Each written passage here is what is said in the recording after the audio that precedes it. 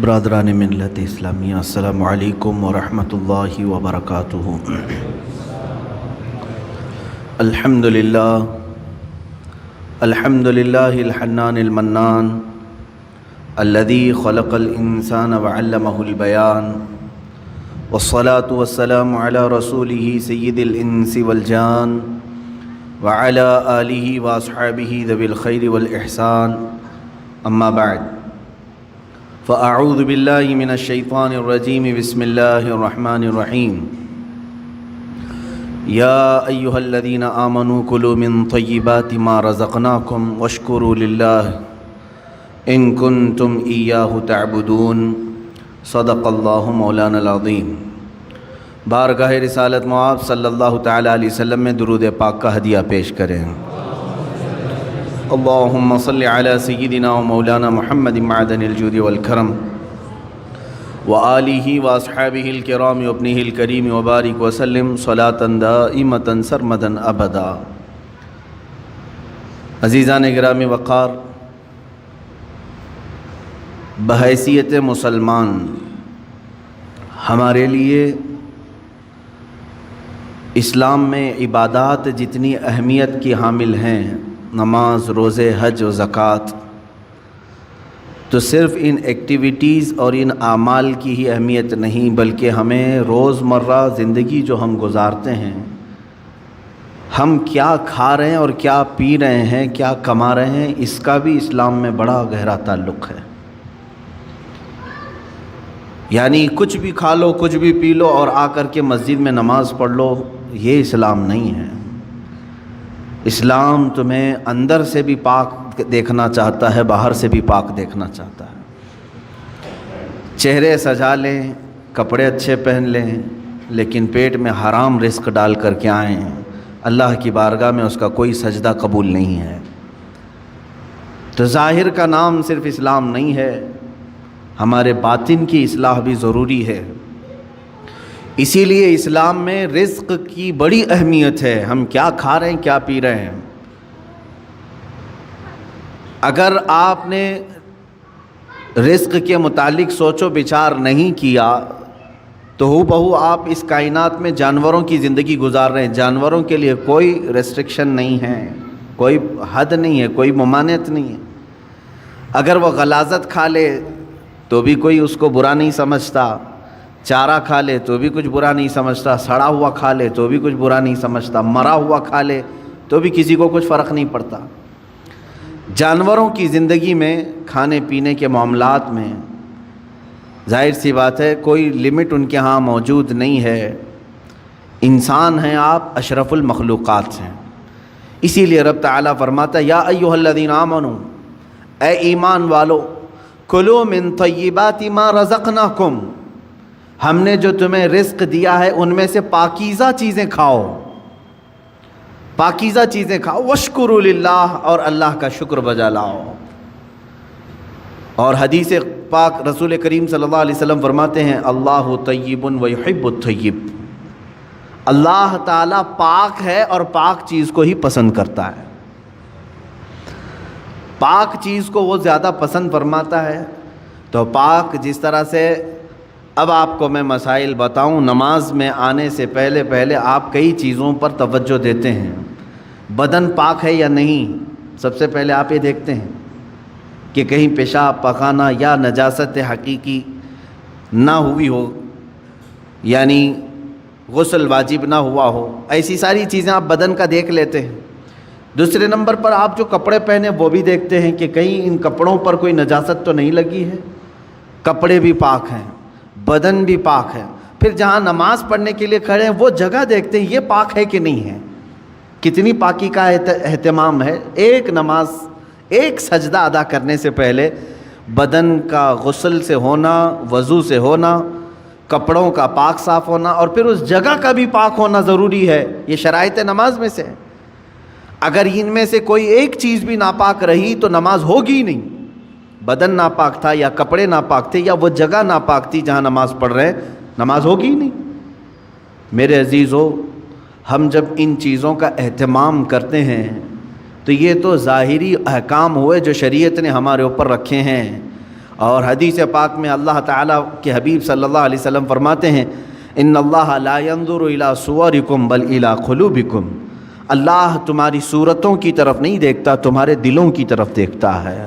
اب تم مسجد میں آ رہے ہو، بدن بھی پاک کر کے آئے، کپڑے بھی پاک کر کے آئے، اور جگہ بھی پاک ہے جہاں نماز پڑھ رہے ہیں، لیکن جسم کے اندر حرام غذا لے کر کے آئے ہیں، ناپاک چیزیں کھا کر کے آئے ہیں، جس چیز کے اللہ نے اور اس کے رسول نے منع فرمایا وہ چیزیں اپنے جسم کے اندر لے کر کے آئے، تو یوں ہی سمجھ لو میرے عزیزوں کہ اندر کی غلاظت سے آپ نے اپنے آپ کو صاف نہیں کیا، باہر صرف صاف ہو گئے۔ اسی وجہ سے نمازوں کا کما حقہ لطف بھی نہیں مل پاتا، عبادتوں کا وہ ذوق بھی نہیں آ پاتا۔ اس کی وجہ کیا ہے؟ اندر سے یہ خرابی موجود ہے، اوپر سے جتنی لیپا پوتی کر لیں ہیں۔ اس کی مثال یوں ہی ہے، آپ نے اپنے جیب میں سڑے ہوئے گوشت کے ٹکڑے رکھے ہیں، مردہ رکھا ہوا ہے، ظاہر سی بات ہے ایک مردہ اور یہ سڑے ہوئے گوشت کی بدبو کتنی ہوتی، یا غلاظت اپنی جیب میں رکھے ہوئے ہیں، اوپر سے عطر پر عطر لگا رہے ہیں، عطر پر عطر لگا رہے ہیں۔ جتنا بھی عطر لگاؤ وہ اندر کی غلاظت کی بدبو آ ہی جاتی ہے، اور کبھی ایسا ہوتا ہے کہ اس عطر کا بھی فائدہ نہیں ہوتا، وہ مکس ہو کر کے کوئی اور ہی بو بن جاتی ہے، کوئی اور ہی مہکانے لگ جاتی ہے۔ عزیزان گرامی، ہم اپنے اندر کی غلاظتوں کو رکھ کر کے اگر نماز، روزے، زکوٰۃ یہ ساری چیزیں کرتے رہیں تو ایسی ہی ہے کہ یہ عبادتوں کا کما حق و فائدہ نہیں اٹھا پاتے، نمازوں میں لطف کیوں نہیں مل پاتا، سجدوں میں یہ تڑپ کیوں نہیں آ پاتی، دلوں کی پاکیزگی اور حلال رزق کی جو اہمیت اسلام میں ہے اس کی طرف توجہ نہ دینے کی وجہ سے یہ ساری چیزوں کی خرابی آتی ہے۔ کسی نے کہا تھا آپ تو کہتے ہیں قرآن میں ہے، اللہ نے فرمایا ان الصلاۃ تنہی عن الفحشاء والمنکر، بے شک نماز ہر بے حیائی اور برائی سے روکتی ہے۔ ادھر نماز پڑھ رہا ہے ادھر چپل چوری کر رہا ہے، ادھر نماز پڑھا ادھر فوراً باہر نکلتے ہی اجنبی عورتوں پر نظر ڈال رہا ہے، تو کہاں اس کی نماز نے تو بے حیائی سے اسے روکا ہی نہیں۔ قرآن کہہ رہا ہے نماز بے حیائی سے بچاتی ہے، برائی سے بچاتی ہے۔ ظاہر سی بات ہے آپ کا سوال حق ہے، نماز بے حیائی اور برائیوں سے بچاتی ضرور ہے، اس میں نماز کا قصور نہیں میرے عزیز۔ نماز کو جس انداز سے پڑھنے کا حکم دیا گیا تھا وہ نماز تم نے اگر پڑھ لیا ہوتا، ظاہر بھی پاک ہو باطن بھی پاک ہو، پھر دیکھو تمہیں نماز صرف بے حیائی اور برائیوں سے بچاتی نہیں بلکہ مولا کے قرب تک پہنچاتی ہے، اللہ رب العزت کے قرب تک پہنچاتی ہے۔ صاف سی بات ہے میرے عزیزو، اللہ کے حبیب صلی اللہ تعالیٰ علیہ وسلم کی ایک حدیث پاک میں ذکر کرتا ہوں آج۔ حضور اکرم صلی اللہ تعالیٰ علیہ وسلم ارشاد فرماتے ہیں، اے میرے صحابہ، ان قریب تم دیکھو گے میری امت پر ایک ایسا زمانہ آئے گا کہ لوگ حلال و حرام کی تمیز بھول جائیں گے، جو ہاتھ میں آیا وہ کھا لیں گے، اور یہ وہ زمانہ ہوگا کہ صبح مومن ہوں گے شام میں کافر ہو جائیں گے، رات کو مومن سوئیں گے صبح کافر اٹھیں گے، یصبح مؤمنا ویمسی کافرا۔ یہ وہ زمانہ آ گیا ہے میرے عزیزو، امت کا اکثر حصہ آج حلال و حرام کی تمیز بھول چکا ہے۔ ایک بات میں آپ کو بتاؤں، اللہ تعالیٰ نے قرآن پاک میں جو ہمارے لیے احکام بیان کیے کہ کون سی چیز تمہارے لیے سوٹیبل ہے، مجھے یہ بتاؤ کہ وہ ہمارا خالق ہے یا نہیں؟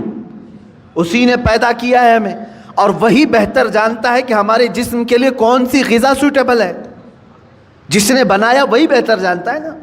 جب اس نے قرآن پاک میں ہمارے لیے فرما دیا کہ تمہارے لیے حلال سوٹیبل ہے، صرف پاکیزہ غذائیں، اور اس نے تو تمہارے لیے اتنا اہتمام فرمایا، تفسیر میں نے پڑھا اللہ رب العزت نے اس اشرف المخلوقات کو اتنی عزت دی ہے کہ زندگی میں اگر سب سے زیادہ ضرورت کسی چیز کی ہوتی ہے تو کھانے پینے کی ہوتی ہے۔ بغیر کھائے پیے کون زندہ رہتا ہے؟ آپ بغیر کپڑوں کے رہ لیں گے، بغیر مکان کے رہ لیں گے، بغیر پیسوں کے رہ لیں گے، لیکن بغیر کھانے پینے کے بہت کم دن تک آپ رہیں گے۔ یہ سب سے زیادہ ضروری چیز ہے آپ کے لیے، کھانا پینا، ہوا پانی۔ لیکن پورے جانوروں کو دیکھو، ان کا رزق ان کے سامنے پڑا رہتا ہے، سر جھکا کر کھاتے ہی کہ نہیں کھاتے؟ بکری اپنا چارہ زمین پر چاٹ کر کے کھاتی ہے. بیل، بھینس، کتا، بلی، جس کو بھی آپ کھانا ڈالیں، پانی ڈالیں، دودھ ڈالیں، جو کچھ بھی ان کی غذائیں ڈالیں، وہ اپنا سر زمین پر رکھ کر کے اپنی زبان کو کھانے سے لگا کر کے کھاتی ہیں، سر نیچے کر کے کھاتی ہیں. اشرف المخلوقات کو اللہ تعالیٰ نے یہ عزت بخشی ہے کہ تمہارا سر رزق کے سامنے بھی جھکنے نہ پائے. یہ صرف اللہ نے اپنے لیے بنایا ہے، وہاں پر بھی جھکنے نہ پائے. تم ہاتھوں سے اٹھاؤ اور اپنے منہ تک لے جاؤ. کچھ جانور ہو سکتا ہے اس طرح کے کھانے میں ہوں، لیکن تفسیر میں فرمایا کہ اشرف المخلوقات کی یہ عزت ہے کہ اللہ نے تمہارے سر کو رزق کے سامنے بھی جھکنے نہیں دیا. میرے عزیزو، جس کو اللہ تعالیٰ نے اتنا پاکیزہ بنایا ہے کہ اس صورت کو اللہ قرآن میں فرماتا ہے کہ ہم نے سب سے بہترین صورت اگر اپنی مخلوق میں کسی کو دی ہے تو وہ انسانوں کو دی ہے. انسانوں کو سب سے بہترین صورت دی ہے. اس کی لاکھوں کی مخلوق ہیں، جانور ہوں، پرند ہوں، جنات ہوں، ملائکہ ہوں، سب مخلوقات ہیں. ان مخلوقات میں سب سے اچھی صورت کس کو ملی ہے؟ انسان کو ملی. اگر انسان کو سب سے اچھی صورت نہ ملی ہوتی تو کبھی انسانوں میں اللہ اپنے محبوب کو نہیں پیدا کرتا، وہ اور اچھی صورت والوں میں پیدا کرتا. محبوب صلی اللہ علیہ وسلم کا انسانوں میں پیدا ہونا اس بات کی علامت ہے کہ اللہ نے اس انسان کو سب سے اشرف صورت عطا کی ہے. اور یہ بھی روایت میں ملتا ہے کہ قیامت کے دن اگر یہ انسان غلطی کیے، کفر کریں، شرک کریں، برائیاں کریں، جہنم میں ان کو ڈالنا ہوا بھی، جہنم میں ڈالنا ہوا بھی تو اس شکل سے کوئی جہنم میں نہیں جائے گا. جہنمی کی صورت بدل دی جائے گی، جہنم میں جانے والے کی صورت بدل جائے گی. بلکہ فرمایا گیا کہ اگر وہ جہنمی، ایک جہنمی جس کے بارے میں کہا گیا ہے اگر وہ مکہ اور مدینے کے درمیان بیٹھ جائے تو اس کے دونوں ہاتھ پھیل جائیں گے. 450 کلومیٹر کا فاصلہ ہے، اتنا بڑا اور چوڑا اس کو بنا دیا جائے گا. اور اس کا صرف ایک کان ایک ہاتھی کے برابر، اس کے جبڑے پہاڑوں کے برابر ہوں گے. ایک جہنمی کی شکل اتنی بڑی بنائی جائے گی کیونکہ اسے عذاب چکھانا ہے، یہ چھوٹی چھوٹی صورتوں کے ساتھ نہیں. اب بتائیں محدثین نے اس شکل کے ساتھ جہنم میں کیوں نہیں ڈالا جائے گا؟ فرمایا گیا کہ اس لیے کہ اسی شکل میں اللہ نے اپنے محبوب کو پیدا کیا ہے. محبوب اکرم صلی اللہ تعالیٰ علیہ وسلم انسانی شکل میں ہیں، تو انسانی شکل کو اللہ تعالیٰ جہنم میں نہیں ڈالے گا.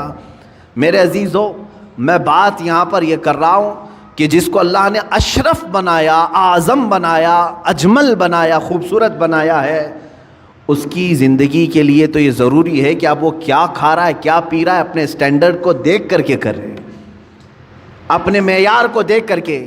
تم اگر وہی چیزیں کھا رہے ہو جو کتا کھا رہا ہے تو فرق کیا رہ گیا تمہارے پاس؟ تم اگر وہی چیزیں کھا رہے ہو جو خنزیر کھا رہا ہے تو فرق کیا رہ گیا تمہارے؟ تم اشرف المخلوقات ہو، تمہیں اللہ نے پاکیزہ اور حلال چیزیں عطا کی ہیں.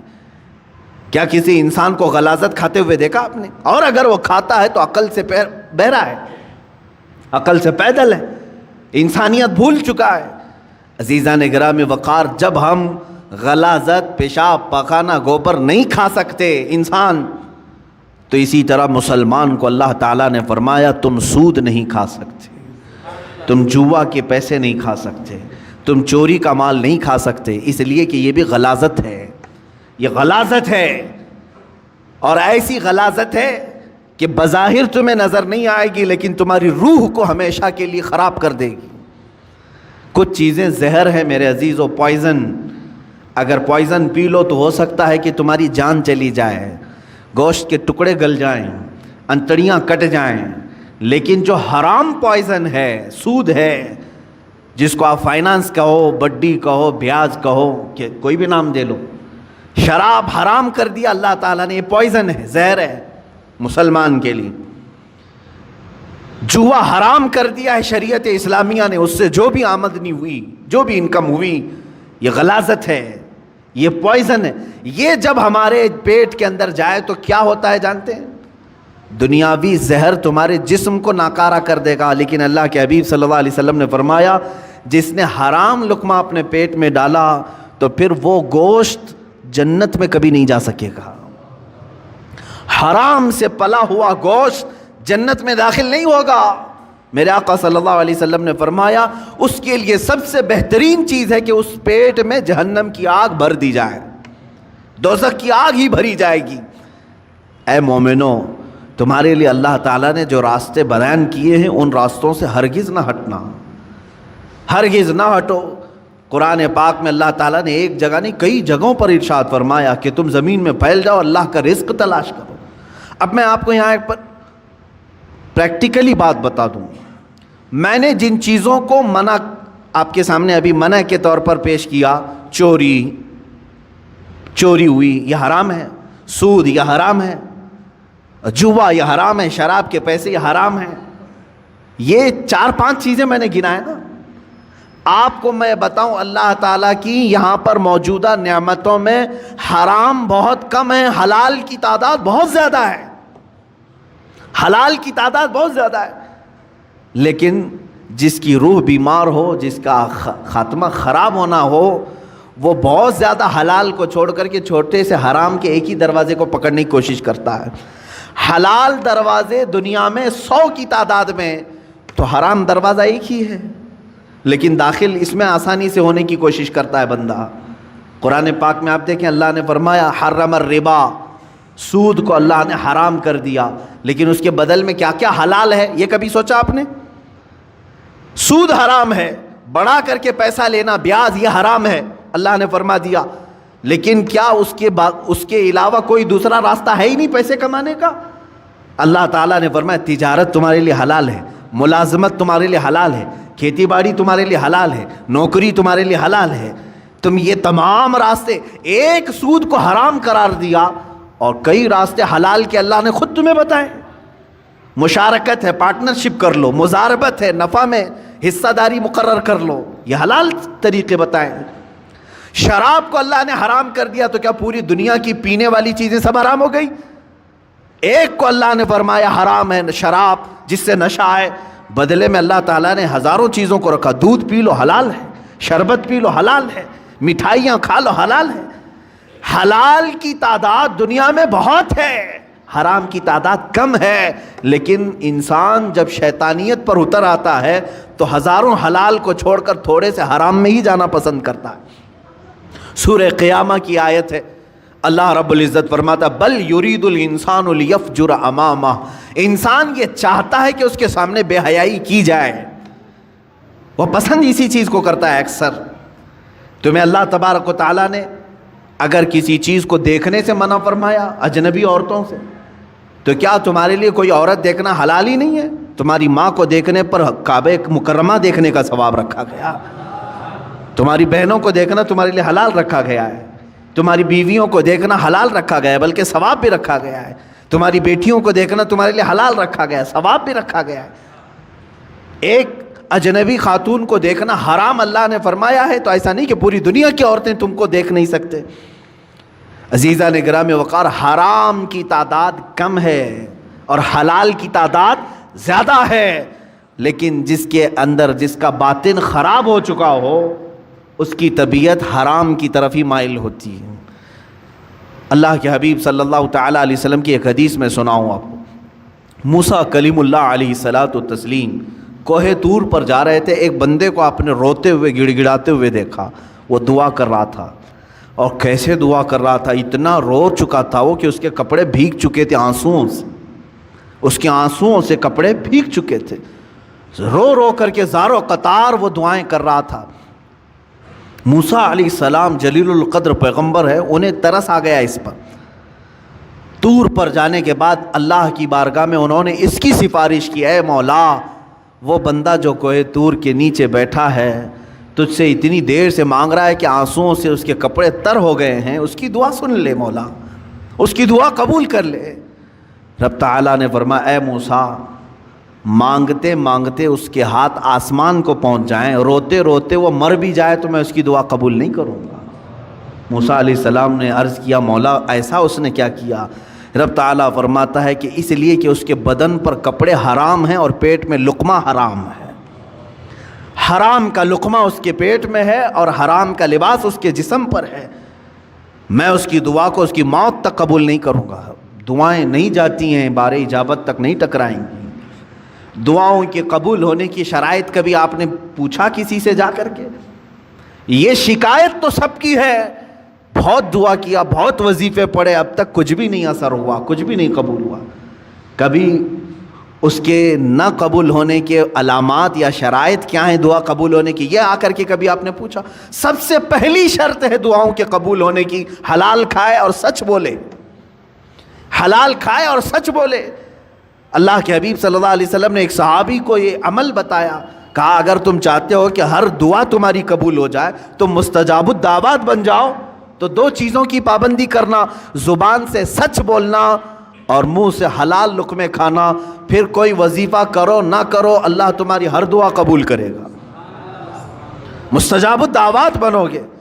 یہاں آج وہ حدیث صادق آ رہی ہے میرے عزیزو، جو اللہ کے حبیب صلی اللہ علیہ وسلم نے فرمایا، اے میرے صحابہ ان قریب تم دیکھو گے امت پر میرے ایک ایسا زمانہ آئے گا کہ میری امت حلال و حرام کی تمیز بھول جائے گی، ختم کر دے گی۔ وہ زمانہ میں اب آنکھوں سے دیکھ رہا ہوں۔ آج امت مسلمہ کو پوری دنیا نے سودی کاروبار پر لگا کر رکھا ہے۔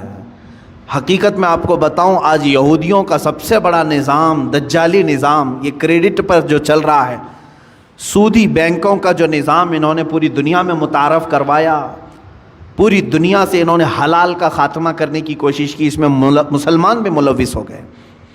بینکوں کے مسائل الگ ہیں، لیکن تقریباً پوری دنیا کو انہوں نے سود پر لا کر کھڑا کر دیا، سود پر لا کر کھڑا کر دیا۔ اور سود کی نحوست ایسی ہے کہ جو بندہ اس میں ڈوب گیا وہ نحوستوں میں گرفتار ہو گیا۔ اللہ اور اس کے فرشتے اس بندے سے اپنی نظر ہٹا لیتے ہیں جو سود کی بلا میں ملوث ہو جاتا ہے۔ لیا ہے کسی سے سود پر پیسہ، استعمال کر رہا ہے اور بڈی بھر رہا ہے، اللہ تبارک و تعالیٰ اس بندے پر رحم نہیں فرمائے گا۔ لیکن یہ ہے، میں نے پڑھا ہے، سلطان عبد الحمید ثانی رحمۃ اللہ تعالیٰ علیہ، خلافت عثمانیہ کے ایک عظیم سلطان کا نام ہے، خلیفہ کا۔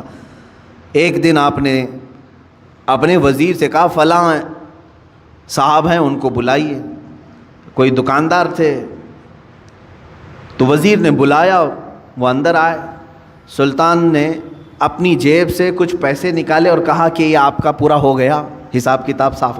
بادشاہ وقت ہے، خلیفہ عبد الحمید ثانی، جس کی حکومت تقریباً آج کے 40 کنٹریز پر تھی، 40 ملکوں پر، وہ ایک بنیا سے دکان کے حساب کتاب کر رہا ہے اور پیسے واپس دے رہا ہے۔ وہ جب باہر نکلا بنیا تو وزیر نے پوچھا کہ آپ کو کیوں بلائے تھے خلیفہ اسلام، آپ کو کیوں بلائے تھے؟ کیا کہا؟ میرا ان کے اوپر کچھ قرضہ باقی تھا، مجھ سے انہوں نے قرضہ لیا تھا، وہ لوٹانے کے لیے بلائے۔ کہا وقت کا 40 ملکوں پر حکومت کرنے والا خلیفہ دکان کے ایک بنیا سے قرضہ لیا ہوا ہے؟ تو انہوں نے کہا ہاں، وہ بسا اوقات مجھ سے لیتے رہتے ہیں۔ اس کے بعد وہ چلا گیا، اس کی پریشانی بڑھ گئی۔ وزیر نے آ کر کے پوچھا کہ حضور یہ کیا معاملہ ہے؟ وہ سچ کہہ رہا ہے، آپ کو حقیقت میں ایسے چند سکوں کی یا پیسوں کی ضرورت پڑ گئی؟ میرے عزیزوں، سود کے بدلے میں اسلام نے کیا دیا ہے؟ بادشاہ خلیفہ سلطان عبد الحمید ثانی، اللہ ان پر رحم فرمائے، فرماتے ہیں میں نے ایک حدیث پڑھی تھی اللہ کے رسول صلی اللہ تعالیٰ علیہ وسلم کی، کہ بندہ اپنی ضرورتوں کے تحت اگر کسی سے قرض حسن لیتا ہے تو ادا کرنے کی نیت ہو، لیا ہے ادا کرنے کی نیت ہو، تو ادا کرنے کے زمانے میں جتنی دن تک وہ کوشش کرتا رہے گا، اللہ کے نزدیک وہ رحم کرنے والا بندہ پایا جائے گا۔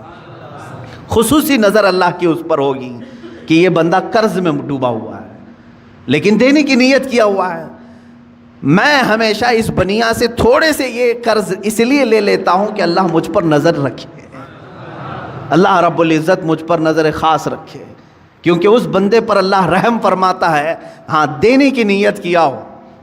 اور حدیث پاک میں یہ بھی ہے کہ قرض لیا ہے دینے کی نیت سے اور وہ کوشش میں لگ گیا دوسرے ہی دن سے مجھے دینا ہے، مجھے دینا ہے، فرمایا اللہ تعالیٰ سارے فرشتوں کو اس کی مدد میں لگاتا ہے کہ اس کے لیے راستے کھول دو، کہیں سے بھی آ جائے اس لیے کہ اس کا بوجھ اتر جائے۔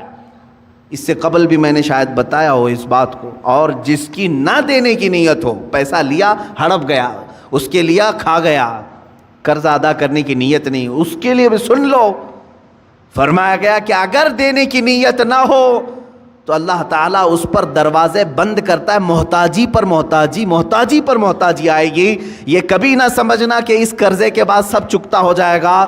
ان قریب تم دوسرا اس سے بڑا قرضہ کسی اور سے لوگے, اس کے بعد تیسرا کسی اور سے لوگے. اس نحوست میں تمہاری موت آ جائے گی, تمہاری محتاجی نہیں جائے گی. ایک قرض اگر چکانے کی نیت نہ ہو, 100 قرضوں کا بوجھ تمہارے اوپر آ جائے گا, ذلیل ہو کر کے مریں گے دنیا سے. قرض ادا کرنے کی اگر نیت نہ ہو تو اس کے لیے وعید ہے. بہرحال میرے عزیزو, میں رزق حلال کی بات کر رہا ہوں. مسلمان اگر حرام کی طرف جاتا ہے تو یہ اسے زیب نہیں دیتا. جو اللہ اور اس کے رسول صلی اللہ تعالیٰ علیہ وسلم کو دل و جان سے مانتا ہو, اللہ کی بارگاہ میں سجدہ ریز ہوتا ہو اور اللہ کی حمد و ثنا بیان کرتا ہو اپنی زبان سے, اس زبان کو ہرگز یہ زیب نہیں دیتا کہ وہ اپنی زبان سے حرام لقمے اپنے پیٹ میں اتارے, حرام لقمے پیٹ میں اتارے. حضرت عبداللہ بن مبارک رحمۃ اللہ تعالیٰ علیہ فرماتے ہیں کہ نہیں, ان کا ایک واقعہ یوں بیان کیا گیا, جب آپ کا انتقال ہو گیا تو کسی نے آپ کو خواب میں دیکھا, پوچھا اے ابن مبارک اللہ تعالیٰ نے آپ کے ساتھ کیا معاملہ فرمایا؟ فرماتے میں تو بخشا گیا ہوں, لیکن میرے گھر کے سامنے ایک لوہار رہتا تھا, لوہے کا کام کرنے والا, اللہ نے میرے سے زیادہ اسے بلند مرتبہ عطا کیا ہے, مقام اس کا بلند ہو گیا ہے. تو لوگ جنہوں نے خواب میں دیکھا علماء سے کہا کہ ایسے ایسے ہم نے خواب دیکھا, کہا کہ وہ لوہار ہے کیا حقیقت میں؟ کہا ہاں ہے. جا کر کے پوچھا گیا, اس کا بھی انتقال ہو چکا تھا, اس کی بیوی سے پوچھا گیا تیرا شوہر ایسا کیا کرتا تھا؟ کہا اس نے کہ وہ روزانہ اپنے ہاتھوں کی کمائی کھاتا تھا, ہاتھوں سے لوہے کا کام کرتا تھا, خود کی محنت کی کھاتا تھا. اب اگر آپ پوچھ رہے ہیں بہت ساری نیکیاں کیا ہیں, تو مجھے تو ایسی کچھ نظر نہیں آئی. 2 چیزیں تھیں اس کی, 2 چیزیں تھیں. کہا کیا؟ ایک تو یہ کہ رات کو تھک کر کے آتا تھا, جب ہم سونے کے لیے تیار ہوتے اپنے گھر میں تو سامنے عبداللہ ابن مبارک کا گھر تھا اور وہ تہجد کے لیے کھڑے ہوتے تھے رات کو. میرا شوہر ہر دن یہ اٹھا کر ہاتھ یہ کہتا اے اللہ کاش مجھے اتنی محنت نہ کر کے رزق زیادہ آ گیا ہوتا تو میں بھی رات بھر تیری عبادت کے لیے کھڑا ہوتا تھا. روزانہ یہی کہتا تھا, میرے پاس بھی رزق کی وسعت آ جائے تو میں بھی رات بھر کھڑا ہو جاتا. دوسری چیز ایک یہ تھی اس کی کہ لوہے کو گرم کرتا تھا آگ میں اور ہتھوڑا اٹھاتا تھا, ہتھوڑا اٹھا کر کے پیٹنا ہوتا ہے لوہے کو شکل دینے کے لیے, لیکن جیسے ہی گرم ہو جاتا لوہا اور اس نے ہتھوڑا اٹھایا, اذان کی اگر آواز آ جاتی تو ہتھوڑا پیچھے پھینک دیتا تھا. وہ کہتا اب میرے مولا نے مجھے پکارا ہے, اس کے بعد مارا ہوا ہتھوڑا میرے لیے حلال نہیں ہے. رب تعالیٰ کی پکار کے بعد اگر میں نے ہتھوڑا مارا اور پھر اس سے شکل بنی اور پھر وہ بازار میں بکا, پھر اس کی آمدنی آئی, وہ لوہار کہتا یہ میرے لیے حلال نہیں ہے. میں رب کو چھوڑ کر کے کوئی کمائی نہیں چاہتا. میری نظر میں یہی 2 چیزیں علماء نے فرمائی, انہی 2 چیزوں کی بنیاد پر اس لوہار کو عبداللہ ابن مبارک سے بھی بلند مقام دیا گیا ہے. حلال کھاتا تھا, حلال کی فکر کرتا تھا. عزیزان گرامی وقار, رزق حلال کے دروازے آج بھی کشادہ ہیں, بہت ہیں, لیکن آج معاشرے کو میں دیکھ رہا ہوں کہ جن کی آج سب سے زیادہ ایکٹیویٹی بڑھی ہوئی ہیں مسلمانوں کی. آپ کو معلوم ہے سب سے زیادہ لوٹے کون جاتے ہیں؟ مسلمان لوٹے جاتے ہیں. دنیا کو یہ معلوم ہے کہ یہ ایسے ہیں جو محنت کم کرنا چاہتے ہیں اور کمانا زیادہ چاہتے ہیں. ان سے کام کاج زیادہ نہیں ہوتا مسلمانوں سے, تو ان کو راتوں رات بادشاہ بننے کی فکر ہوتی ہے.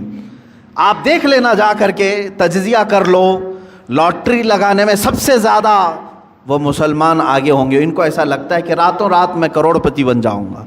چیٹ فنڈ کمپنیاں جتنی آتی ہیں اس میں مال مسلمانوں کا لگتا ہے. یہ چیٹ فنڈ کمپنیاں آتی ہیں جو 1 لاکھ کو 2 لاکھ بناتی ہیں سال بھر کے بعد, اور دیتی بھی ہیں شروع میں, اور اس کے بعد چند سالوں کے بعد پورا کا پورا مال لے کر کے فرار ہو جاتی ہیں. حیدرآباد میں ہوا, بنگلور میں ہوا, ممبئی میں, یہ کنٹینیو چلتے رہتے ہیں. میں آپ کو بتاؤں چیٹ فنڈ کمپنیاں نئی آتی رہیں گی, ان کو پوری ٹریننگ دی جاتی ہے چلانے کی, نئی اسکیمیں لانے کی. اور جو ڈسے ہوئے ہیں مسلمان، اب بھی اگر نئی کمپنی آئے تو پھر جا کے بھریں گے، پھر بھریں گے. کیوں؟ حلال کھانے کی جب فکر نہ ہو، محنت کرنے کی جب عادت نہ ہو، تو شیطان اسی طرح سے ان کے ذہن کو ورغلاتا ہے اور راتوں رات اپنے پورے پیسے لگا کر کے ڈبل چاہتے ہیں. یہی تو سود ہے، یہی تو بیاج ہے جو حرام کھانے کی فکر ہے. اور آج کرکٹ کی دنیا میں جو پیسے لگائے جا رہے ہیں، اور جان بوجھ کر کے اس زمانے میں مسلمانوں کو، نوجوانوں کو اس میں مبتلا کیا گیا ہے کہ تمہارا مال ختم ہو جائے. حیرت کی بات ہے کہ پہلے شرم محسوس کرتے تھے لوگ بیاج کہنے کو، سود کہنے کو، گیمبلنگ کہنے کو، جوا کہنے کو. کرکٹ کے نام پر دنیا تمہیں جوئے میں ملوث کر رہی ہے اور تم خوشی سے کھیلے جا رہے ہو. یاد رکھو، جس نے جوئے کو دیکھا، جوا بازی کیا نہیں، کھیلا نہیں، دیکھتا رہا، اللہ رب العزت کا عذاب اسے گرفتار کرے گا. سب سے بڑا عذاب اللہ کا یہ ہے کہ موت سے پہلے ایمان چھین لیا جائے. خطرناک عذاب ہے اللہ کا. جوا اللہ رب العزت کی بارگاہ میں ہرگز پسند نہیں. انما الخمر والمیسر والانصاب رجس من عمل الشیطان. اللہ فرماتا ہے شیطان کی غلاظتوں میں سے ہے یہ. جوا شیطان کی غلاظتوں میں سے، شیطان کے پخانوں میں سے ہے یہ. اتنی غلیظ چیز ہے جس کو آج فخر کے ساتھ کر رہے ہیں. بیٹنگ لگانا، بکنگ کرنا، اور آج کرکٹ کے نام، آئی پی ایل کے نام پر. اب یہ دیکھیں، پہلے تو گورنمنٹ میں بھی اس طرح کا جرم سمجھا جاتا تھا نا. بیٹنگ کرنا اور پیسے لگانا، میچ فکسنگ کرنا، یہ سب جرم سمجھا جاتا تھا. بلکہ آج تو یہ ہے کہ اسی نام پر یہ کھیل چل رہے ہیں، اسی نام پر. مجھے ہمارے ایک بچے نے کہا کہ اب تو ایپ بنا دیا گیا ہے، ایپلیکیشن، کہ کہیں ادھر ادھر ایجنٹوں کو پیسے دینے کی ضرورت نہیں. ایپلیکیشن بن کر کے آیا ہے، اسی میں آپ پیسے ڈال دو اور میچ میں جتنے پیسے لگانا ہے لگاؤ. شروع میں جو لگاتا ہے اسے لگ کر کے بھی آ جاتے ہیں اور یہ خوش ہو جاتا ہے نوجوان. میں نے 500 لگایا تھا، 1000 آ گئے میرے پاس. اللہ کی پناہ میرے عزیزو، تمہارا ایمان غارت ہو جائے گا، ختم ہو جائے گا. یہ میچ فکسنگ کے معاملات، بکنگ، بیٹنگ، یہ پورا کا پورا جوا کھیل رہے ہیں بچے ہمارے. سنو حدیث پاک، میرے آقا صلی اللہ تعالیٰ علیہ وسلم نے فرمایا، جو سود کھایا یا جوا کھیلا، توجہ، جوا کھیلا. میں خالی کرکٹ کی بات نہیں کر رہا ہوں. ہمارے بچے اپنی فٹنس کے لیے بہت سارے کھیل کھیلتے ہیں، میں نے کبھی ان کو نہیں روکا. آپ ورزش کی نیت سے بہت ساری چیزیں، لیکن وہی پیسہ لگا کر کے کھیلا، جوا ہو گیا. جوا ہو گیا، پورا کا پورا جوا ہے، گیمبلنگ ہے. حدیث پاک میں ہے جو جوا کھیل کر کے آیا، سود کا لقمہ کھا کر کے، اگر وہ مسجد میں آ بھی گیا اور وضو کیا، میرے آقا فرماتے ہیں اس نے خنزیر کے خون سے اپنے ہاتھ اور پیروں کو دھویا ہے. اس نے اپنے چہرے کو اور اپنے ہاتھوں کو خنزیر کے غلیظ جانور کے خون سے رنگا. اس کا کوئی وضو نہیں ہے، اس کی کوئی نماز نہیں ہے. اے مسلمانوں، کیا تم یہ چاہتے ہو کہ تمہاری عبادتیں منہ پر مار دی جائیں؟ بچوں کو آج مجھے بیدار کرنے کی ضرورت ہے، اس لیے میں نے آج گفتگو کی. اے میرے عزیزو، یہ دنیا جو تماشے دکھا رہی ہے، یہ تماشے ہیں. یہ جو دنیا لہو و لعب کی باتیں کر رہی ہے، قرآن نے بہت پہلے فرما دیا، انما الحیات الدنیا لہو و لعب. دنیا کی پوری زندگی کھیل کود ہے، تماشا ہے. چند دنوں کے بعد ویرانی آ جائے گی، چند دنوں کے بعد سناٹا ہے. بعض بزرگوں نے یہ فرمایا پوری دنیا کی مثال اسٹیڈیم کی طرح ہے، کھیل کی طرح ہے. پلیئرز آ رہے ہیں، لوگوں کے دیکھنے کی بھیڑ جمع ہے، آوازیں ہو رہی ہیں. کھیل ختم ہوا، ساری سیٹیں خالی، پلیئر بھی چلے گئے، بچا کیا؟ خالی گراؤنڈ. تمہاری زندگی دنیا میں ایسی ہی ہے. تم آئے ہو ہنسی خوشی کھیل کود سب چیزوں میں اپنی زندگی ختم کیے. اچانک ملک الموت کا پنجہ پڑے گا اور پھر جب تم قبرستان میں لے جائے جاؤ گے تو سارا کا سارا سناٹا ہوگا، کچھ نہیں. اب دنیا کا شور شرابہ کچھ نہیں. وہاں پھر سزا دینے والے فرشتوں کی چنگار سنائی دے سکتی ہے. عزیزان گرامی وقار، ہمارا جب عقیدہ آخرت پر ہے، آخرت پر، مجھے ایک بڑی اچھی بات یاد آتی ہے. ایک بڑے عالم دین تھے، ان کے متعلق میں نے پڑھا. وہ ٹرین میں سفر کر رہے تھے، سامان کچھ زیادہ ہو گیا تھا اور اس کی فیس بھرنی تھی. جو پینلٹی ہوتی ہے یا تو پھر اس کا گورنمنٹ کو بھرنا تھا چارج. ٹی ٹی جو تھا اس نے کہا مولانا صاحب رکھ لیجئے, میں ہی ہوں سفر پر, اگلے اسٹیشن تک میں ہوں, میرے بعد جو ٹی ٹی آئے گا اس کو میں نے کہہ دینا ہے, میں بتا دوں گا کہ مولوی صاحب سفر پر ہیں, وہ بھی آپ کو کچھ فائن نہیں لگائے گا اور آگے اسٹیشن تک آپ کو چھوڑ دے گا. مولانا صاحب نے پوچھا کہ وہ کہاں تک چلے گا؟ آپ تو اگلے اسٹیشن تک جائیں گے, میرے سامان کی کوئی پوچھ تاچھ نہیں ہوئی. دوسرا ٹی ٹی آئے گا جس کو آپ بولیں گے وہ کہاں تک جائے گا؟ کہا ٹرین جہاں تک جائے گی وہ ٹی ٹی رہے گا. تو انہوں نے کہا نہیں, مجھے اور آگے تک جانا ہے, مجھے اور آگے تک جانا ہے. کیا وہ ٹی ٹی وہاں تک آئے گا؟ کہا کہاں تک جانا ہے؟ کہا مجھے میدان محشر تک جانا ہے, وہاں تک جانا ہے. اگر وہ تمہارا ٹی ٹی وہاں پر بھی سفارش کر دے گا اور اللہ سے میرے اس جرم کی سزا کو کم کروا دے گا, میں خاموش بیٹھتا ہوں. تم مجھ سے چوری کروا رہے ہو. انہوں نے اپنا وہ معاوضہ بھر دیا, اور ظاہر سی بات ہے اس ٹی ٹی کے دل میں بھی خوف خدا ایسا آیا, اس نے خود بیان کیا, اس کے بعد زندگی بھر کبھی میں نے حرام لقمے کی طرف ہاتھ نہیں بڑھایا. ہمارے اسلاف اور ہمارے بزرگوں نے ہمیں یہ سکھایا ہے. آج امت کے پاس حلال لقمے بہت سارے ہیں. شیخ علی دقاق رحمۃ اللہ تعالیٰ علیہ کی ایک حکایت میں نے پڑھی تھی. یہ پہاڑوں پر جا کر کے عبادت کرتے تھے. ایک دن پہاڑوں کے اوپر یہ لکڑیاں کاٹنے کے لیے بھی جاتے تھے, لا کر کے بیچتے تھے کاٹ کر کے. ایک دن دیکھا ایک تھیلا وہاں پڑا ہوا ہے, تھیلی چھوٹی سی, اور اس کو ہلا کر کے دیکھا تو سونے کے سکے تھے, اشرفیاں تھیں. ظاہر سی بات ہے راستے میں اگر کسی کو سونے کی اشرفیاں مل جائیں تو اس کے کیا ہے, وارے نیازیں ہیں. اور انہوں نے اٹھایا, کہا کہ دل تو نہیں چاہتا کہ اس میں سے میں اپنے لیے کھاؤں, یہ لقطہ ہے, لقطہ کے احکام الگ ہیں شریعت.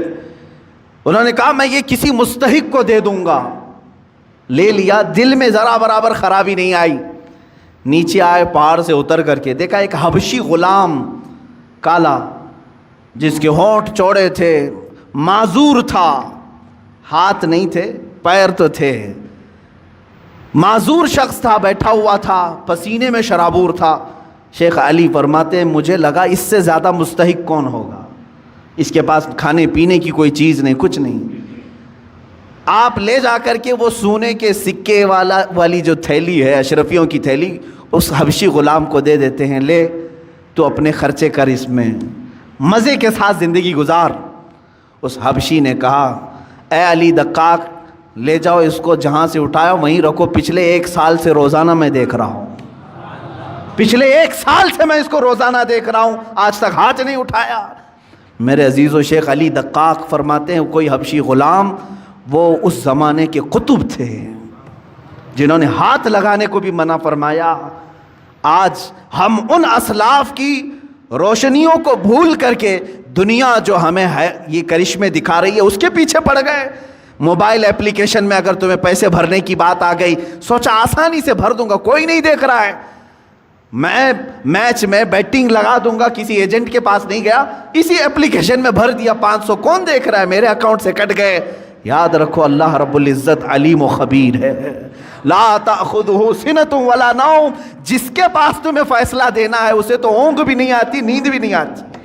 ہم سے بچ لو گے, آج دنیا سے بچ لو گے, دوست و احباب کو چھپا کر کے تم جوا کھیل لو گے, لیکن دوست و احباب تمہارا نہ فیصلہ کرنے والے ہیں نہ تمہیں سزا و جزا دینے والے ہیں. جس کے پاس فیصلہ ہونا ہے اس کی تو شان یہ ہے کہ اسے اونگ بھی نہیں آتی, وہ غافل بھی نہیں ہے کسی چیز سے, تمہارے حالتیں, تمہارے دل کی خبریں وہ سب جان رہا ہے. تو یاد رکھو جو نوجوان اس آفت اور بلا میں ملوث ہو گئے ان کے لیے میں کہوں گا کہ تمہارے لیے دردناک عذاب ہے, دردناک عذاب ہے. یہ راستہ جو تم نے چنا ہے یہ اسلامی راستہ نہیں ہے. اب حرام کی جو وعیدیں ہیں جانتے ہو, اللہ اکبر, میرے آقا صلی اللہ تعالیٰ علیہ وسلم نے فرمایا جس نے حرام لقمہ کھایا, سود کا ہو کہ جوا کا ہو, حدیث میں سود کے لیے یہ لفظ آیا ہے, جو راتوں رات کمانے کے چکر میں خواب دیکھتے رہتے ہیں ان کے لیے بھی سنیں آپ. پیسے 1 لاکھ روپے ہیں تو سوچتے مارکیٹ میں گھما دوں گا, لگ کر کے تو آ جائیں گے, لوگ اپنی ضرورتوں کے اعتبار سے یوز کر لیں گے اور مجھے بڑھا کر کے دے دیں گے. یہ جو سودی کاروبار میں جو لوگ ملوث ہیں, میرے آقا صلی اللہ علیہ وسلم فرماتے ہیں یہ سود 1,00,000-2,00,000 کھانے کی بات الگ ہے، جس نے 1 درہم کھایا، 1 لقمہ کھایا، گویا کہ اس نے خانہ کعبہ کے سامنے اپنی ماں سے زنا کیا۔ معاذ اللہ رب العالمین، 100 بار معاذ اللہ۔ رونگٹے کھڑے ہو جاتے ہیں، اس طرح کی وعید آئی ہے، اتنی خطرناک وعید کسی اور گناہ پر میں نے نہیں پڑھی، اتنی سخت وعید ہے حرام لقموں کے متعلق۔ مسلمانوں کو تو ان حالات میں میرے عزیزو اللہ کی بارگاہ میں جواب دینا ہے، ہر نوجوان کو، ہر مرد کو، ہر عورت کو۔ تمہارے لیے حلال راستے کشادہ ہیں، تم نہیں جانتے کہ اپنے محنت سے کمانے کے متعلق میرے آقا صلی اللہ علیہ وسلم نے کیا فرمایا؟ فرماتے ہیں اللہ رب العزت کی بارگاہ میں سب سے پسندیدہ عمل کیا ہے؟ دیکھیں تقریباً اللہ تعالیٰ نے 1,24,000 کم و بیش نبیوں میں ایک لقب میرے آقا کو عطا فرمایا، اس لقب کے ساتھ کسی اور نبی کو نہیں بلایا گیا، حبیب اللہ، اللہ کا حبیب۔ حضور صلی اللہ علیہ وسلم کو کہا گیا حبیب اللہ، لیکن یہی لقب اللہ تعالیٰ نے ایک اور جگہ فرمایا۔ میرے آقا صلی اللہ علیہ وسلم فرماتے ہیں الکاسب حبیب اللہ، اپنے ہاتھ سے حلال کھانے والا بھی حبیب اللہ ہے۔ اپنے ہاتھ سے محنت کر کے حلال کھانے والا حبیب اللہ ہے۔ ہاتھ سے محنت کر کے کھانے کا مطلب یہ نہیں ہے کہ پھوڑا اٹھائے، کدالی اٹھائے، یہی نہیں ہے۔ ہاتھ سے محنت کرنے کے بہت سارے معاملات ہیں۔ تم آفس میں بیٹھ کر کے ورک کر رہے ہو، یہ بھی محنت ہے تمہاری۔ تجارت کے دیکھ ریکھ کر رہے ہو، یہ بھی محنت ہے تمہاری۔ لیکن حرام راستے پر نہ گیا ہو، کاشتکاری کرنے والا حلال کما رہا ہے، ٹھیلا کھینچنے والا حلال کما رہا ہے۔ عزیزان گرامی، حلال کمانے میں کبھی اپنے آپ کو ہلکا بھی مت جاننا کہ عیب ہے یہ۔ قلیوبی میں نے ایک حکایت پڑھی، اللہ اللہ، میرے آقا صلی اللہ تعالیٰ علیہ وسلم کے متعلق۔ اے نوجوانوں، تم راتوں رات بیٹھ کر کے پیسے لگا کر کے اپنے گھر میں حرام کے لیے دروازے کھول رہے ہو۔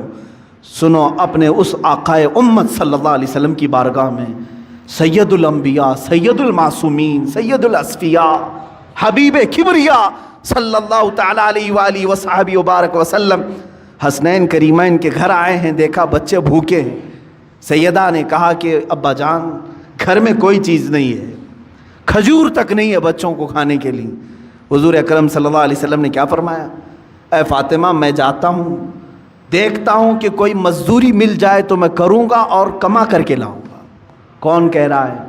اللہ کے حبیب صلی اللہ علیہ وسلم۔ مولانا شہاب الدین قلیوبی نے یہ حکایت لکھی ہے، فرماتے ہیں کہ میرے آقا صلی اللہ تعالیٰ علیہ وسلم مدینے کے باغیچوں کو دیکھتے ہوئے گئے۔ دور ایک باغیچے کے پاس آپ نے دیکھا کہ ایک مالک باغیچے کا پانی کنویں سے نکال کر کے ڈال رہا تھا درختوں پر۔ حضور اکرم صلی اللہ تعالیٰ علیہ وسلم نے ارشاد فرمایا، کیا مجھے یہاں تیرے باغیچے میں کوئی کام مل سکتا ہے؟ اس نے کہا ہاں، تم میرے اس کنویں سے ڈول گھڑا پانی بھر کر کے درختوں پہ ڈالو، میں بدلے میں کھجوریں دوں گا۔ 1 گھڑا پانی ڈالو گے تو 2 کھجوریں دوں گا۔ اللہ کے حبیب صلی اللہ تعالیٰ علیہ وسلم نے رسی لی، اس گھڑے کو باندھا، ڈول کو باندھا اور پانی کھینچنا شروع فرمایا، اور اپنے ہاتھوں سے اٹھایا اور درخت پر ڈالا، درخت کو سینچا، 2 3 4 درختوں کو سینچا، چوتھی یا تیسری مرتبہ رسی ٹوٹ گئی اور گھڑا ڈول کنویں میں گر گیا۔ یہ اللہ کے حبیب صلی اللہ تعالیٰ علیہ وسلم کی بات کر رہا ہوں۔ میرے عزیز بچوں، نوجوانوں، جب تمہارے ہاتھ میں حرام کاریاں شیطان دے دے تو میرے نبی کو یاد کر لینا اس دن۔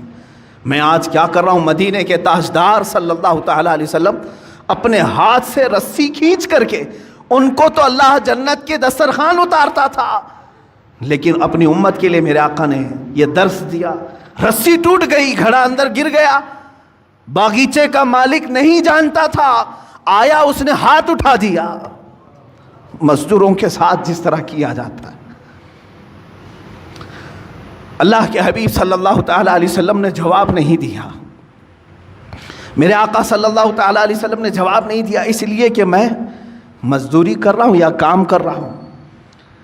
آپ نے گھڑے کو نکالا، پھر رسی کو باندھ کر کے اس کو دے دیا۔ غالباً اس دن 6 یا 8 کھجوریں ملی، وہی لے کر کے حسنین کریمین کو کھلانے کے لیے میرے آقا تشریف لائے، گھر میں تشریف لائے، وہی کھجوروں کے ساتھ کائنات کا آقا و مولا اپنے ہاتھوں سے کما کر کے اپنے بچوں کو کھلا سکتا ہے، اور تم راتوں میں بیٹھ کر کے گیمبلنگ کر کے جوئے کھیل کر کے اپنے گھر کو جہنم کی آگ سے بھرنا چاہتے ہو۔ کیسی امت ہے میرے آقا کی۔ حضور اکرم صلی اللہ تعالیٰ علیہ وسلم نے کسی کو یہ چیز بیان نہیں کی، لیکن جس نے ہاتھ اٹھایا تھا اس کے بعد اسے احساس ہونے لگا کسی حسین چہرے پر میں نے ہاتھ اٹھایا ہے، چاند جیسا کوئی میرے باغیچے میں اترا تھا۔ بعد میں بے قراری اتنی بڑی کہ جو گزرتا تھا اسے پوچھتا تھا کہ ایک ایسی شخصیت میرے ہاں آئی تھی، کون ہے یہ؟ لوگوں نے کہا کہ وہ تو محمد رسول اللہ تھے صلی اللہ علیہ وسلم۔ اس نے کہا وہی ہے؟ کہا ہاں۔ اس نے ندامت اور شرمندگی کی وجہ سے تلوار اٹھائی اور اپنا ہاتھ کاٹ دیا۔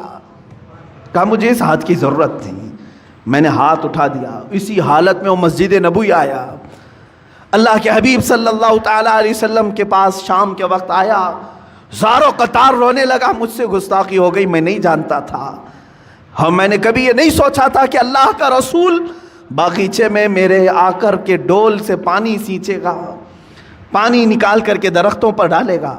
اللہ کے حبیب صلی اللہ علیہ وسلم نے کسی کو کچھ نہیں کہا، اس کے ہاتھ کو لے کر کے پھر سے مونڈے سے جوڑا اور اپنا لعاب پاک لگا کر بھیج دیا۔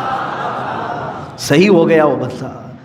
میں نے قلیوبی میں یہ بات پڑھی ہے، صرف اس لیے عرض کرتا ہوں آج بچوں کو، نوجوانوں کو، تم کو شیطان یہ راستہ دکھاتا ہے کہ تم جہنم کی آگ اپنے گھروں میں، اپنے برتنوں میں، اپنے پتیلیوں میں بھر دو حرام رزق سے، اور اللہ کا حبیب صلی اللہ تعالیٰ علیہ وسلم تمہیں یہ درس دیتا ہے، رسول کریم صلی اللہ علیہ وسلم تمہیں یہ راستہ دکھاتے ہیں کہ تمہارا گھر حلال کی برکتوں سے منور ہو جائے، تم کھاؤ، نور پیدا ہو۔ جس کے گھر میں حلال رزق ہوتا ہے اس کو عبادتوں کا ذوق بڑھ جاتا ہے، اس کے سجدوں میں لذت زیادہ ہو جاتی ہے، وہ مسجد سے نکلنے کی خواہش کبھی نہیں کرتا، وہ اللہ کی بارگاہ میں ملاقات کی خواہشیں زیادہ کرنے لگ جاتا ہے۔ حلال جب جسم کے اندر نہ ہو تو پھر اس کے پیٹ میں غلاظتیں ہی زیادہ، افکار و نظریات خراب، پراگندہ اور ہمیشہ حرام کاری کرنے کی خواہشیں پیدا ہونے لگتی ہیں۔ سیم یہی مثال ہے کہ اس پیٹ میں تم غلاظت ڈالو گے، ہاتھوں اور پیروں سے غلیظ کام ہی ہوں گے۔ حلال لقمے ڈالو تو آنکھوں سے بھی نور چمکے گا، زبانوں سے بھی شہد ٹپکے گا، ہاتھوں اور پیروں سے بھی نیکیوں کے کام ہوا کریں گے۔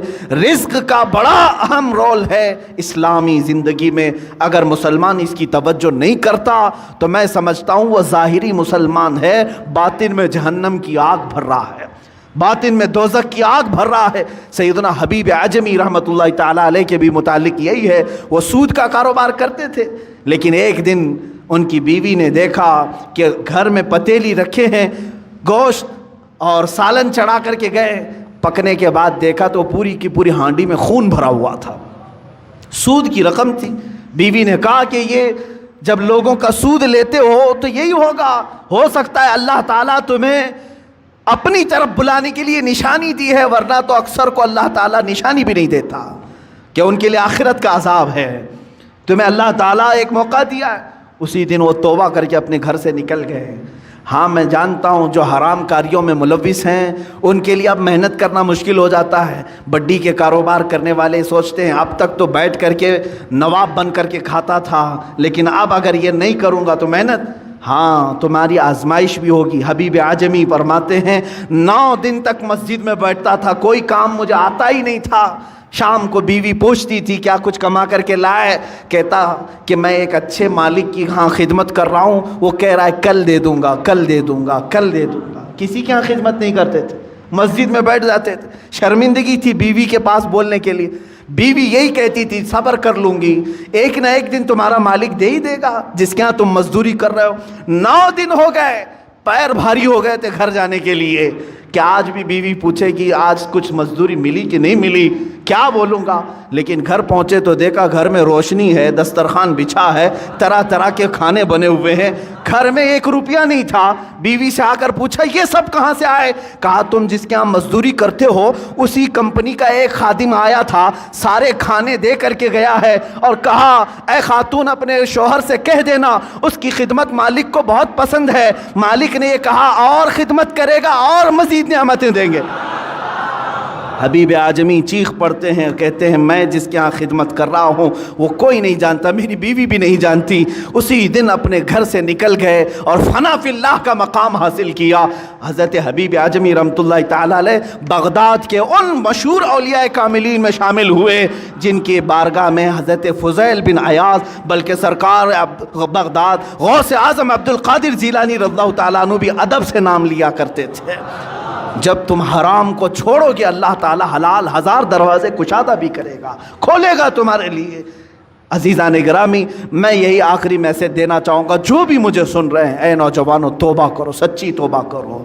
دنیا تمہارے مال سے اور تمہارے پیسوں سے اپنی اینٹیں بنا رہی ہیں اور تمہیں اس کا ذرا برابر بھی شعور نہیں ہے۔ تم ہر جگہ لوٹے جا رہے ہو، ہر جگہ تمہارے اس مال کے ساتھ کھلواڑ ہو رہا ہے۔ چٹ فنڈ کمپنیاں آتی ہیں تمہیں لوٹ کر کے جاتی ہیں، لٹیرے آتے ہیں تمہارے محلوں میں لاکھ کو 2 لاکھ کرنے کے بہانے سب کے پیسے لے کے بھاگ جاتے ہیں۔ کاروبار میں اس طرح کا منافع دینے کی وعدے کرتے ہیں، اتنے بھر دو، اتنے % تم کو ہر مہینے ملتا رہے گا، وہاں پر تم لوٹے جاتے ہو۔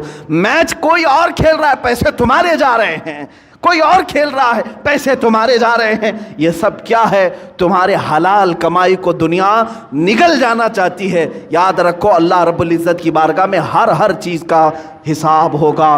اللہ کی بارگاہ میں دعا ہے مولا ہم سب کو حلال کھلائے اور حلال پر ہی خاتمہ فرمائے۔ مولا ہمارے گھر کے ہر دروازے کو حلال دروازہ بنا، ہمارے ہر لقمے کو حلال لقمہ بنا۔ اے قدیر و جبار خدا، حلال لقمے کی برکت سے ہماری زبانوں میں نور عطا فرما، ہماری آنکھوں میں سرور عطا فرما، دلوں میں تقوی عطا فرما، ہاتھوں پیر سے نیکیوں کی خیرات عطا فرما، ہمارے ذہن میں برے وسوسات اور خیالات سے ہمارے ذہنوں کی حفاظت فرما۔ اے کریم خدا، جو بچے بھٹک چکے، بہک چکے اور آج اس طرح کی گیمبلنگ میں، جوئے میں لگے ہیں، اے کائنات کے مولا ان نوجوان بچوں کو تو راہ راست عطا فرما، صراط مستقیم پر گامزن فرما دے، انہیں حبیب کبریا کی محبت سلیم عطا فرما۔ مولا ہماری دعاؤں کو نالین مصطفیٰ کی برکت سے قبول و مقبول فرما۔ وآخر دعوانا ان الحمد للہ رب العالمین۔